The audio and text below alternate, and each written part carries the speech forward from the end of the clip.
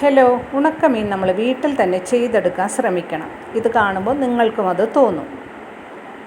ഇന്ന് കുറച്ച് കൊഴുവ കിട്ടിയായിരുന്നു. അപ്പോൾ അത് ഒരു പാത്രത്തിലേക്കിട്ട് എല്ലായിടത്തും ഉപ്പാകുന്ന വിധം പൊത്തി വെച്ചു.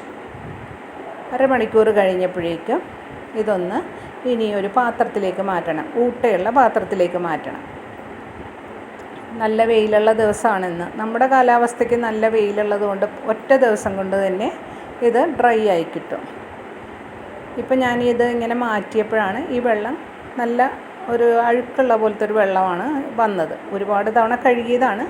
ഇനി ഇതൊന്നുകൂടെ ഒന്ന് മുകളിൽ കുറച്ച് വെള്ളം ഒഴിച്ച് കഴുകിയതിന് ശേഷം വെയിലത്തേക്ക് വിരിച്ച്, ഒറ്റ ദിവസത്തെ വെയിൽ മതിയല്ലോ, വിരിച്ച് അതിൻ്റെ മുകളിൽ നൂല് കെട്ടി ക്രോസ് ഇട്ടാൽ പിന്നെ കാക്കയൊന്നും വരില്ല. വൈകുന്നേരം പോയി എടുത്താൽ മതി. വൈകുന്നേരം ആയപ്പോഴേക്കും നല്ല ഡ്രൈ ആയിട്ടുള്ള കൊഴുവ കിട്ടി. ട്രൈ ചെയ്ത് നോക്കൂ. എൻജോയ്.